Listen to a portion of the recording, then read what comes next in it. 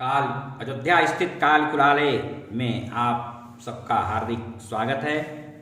आज नवरात्र का तृतीय दिवस है और भगवती चंद्रघंटा आज के दिन की तीसरी दुर्गा हैं।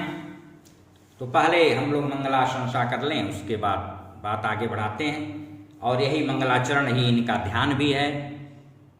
पिंडज प्रवरारूढ़ा चंडकोपास्त्रकैर्युता प्रसादं तनुते मह्यं चंद्रघंटेति विश्रुता।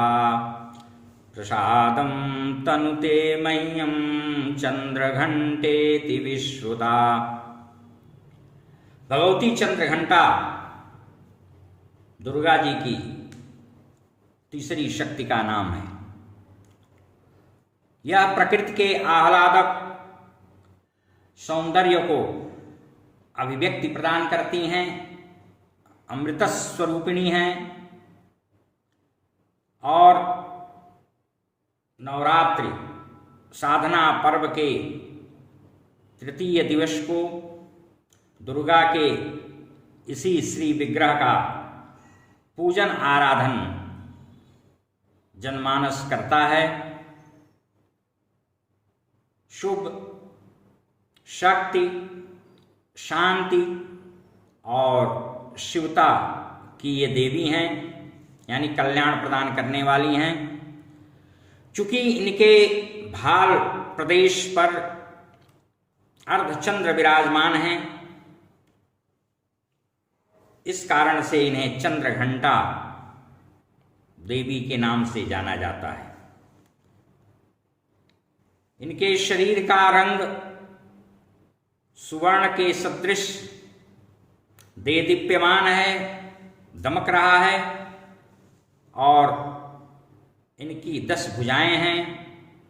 10 हाथों में खड्गादि शस्त्र बाणादि अस्त्र शोभायमान हो रहे हैं, विभूषित हैं।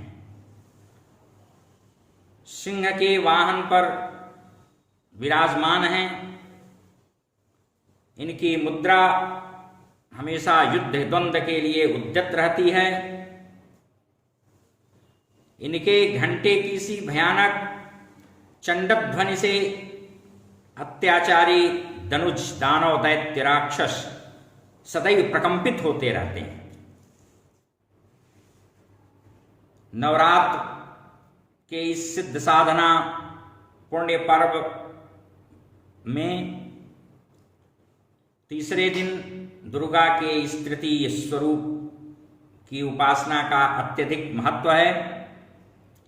और आज के दिन साधक का मन मणिपूरक चक्र में प्रविष्ट होता है, स्थिर होता है और उसे अलौकिक दिव्य शक्तियों के दर्शन होते हैं।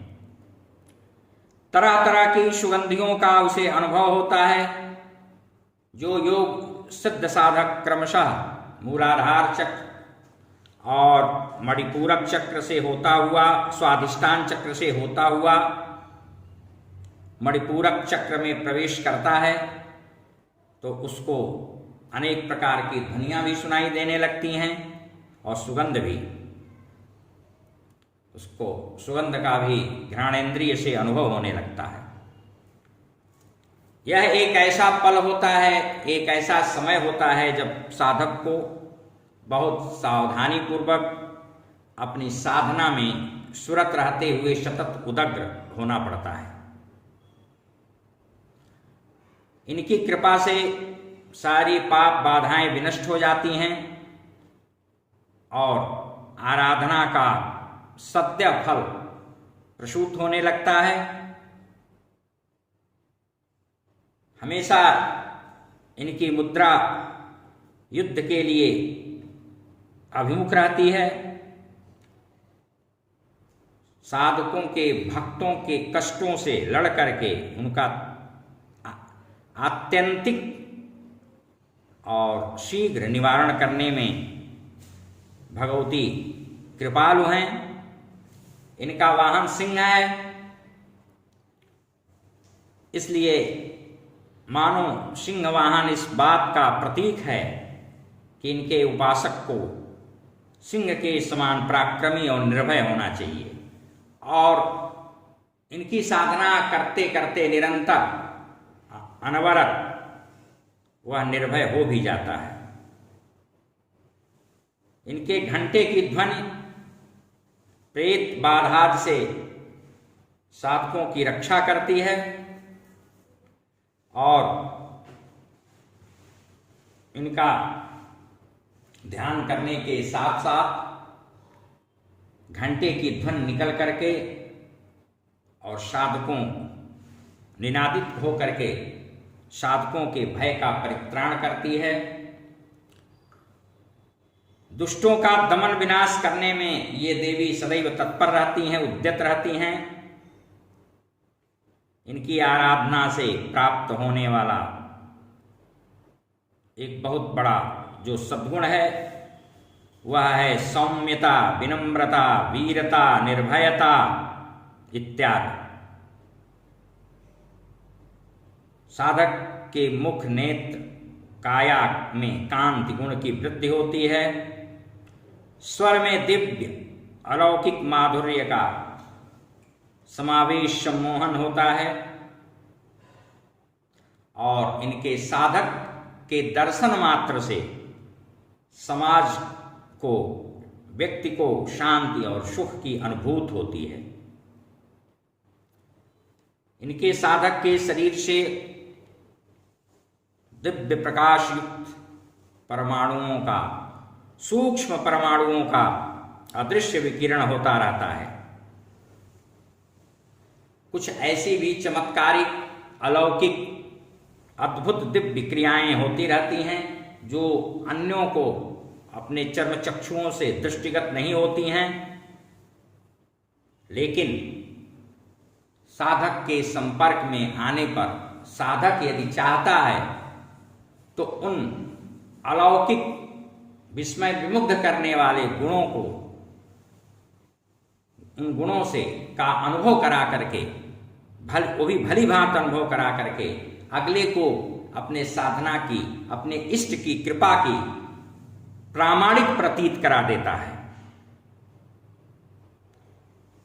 मनसा वाचा कर्मणा विधि विधान से जो शरणागत हो करके इनकी उपासना आराधना में सन्नद्ध रहते हैं, नैरंतर्य के साथ उनके सारे कष्ट दूर होते हैं और अंत में वे परम पद को प्राप्त करते हैं, सहज ही विमुक्त हो जाते हैं। इनकी साधना से लोक परलोक परम कल्याणकारी बनता है। साधक के लिए दो हाथ है मोदक खाऊं, भुक्ति मुक्ति गति, सारी चीजों की उपलब्धि साधक को अनायास ही हो जाती है। हरि ओम तत्सत। हरि ओम।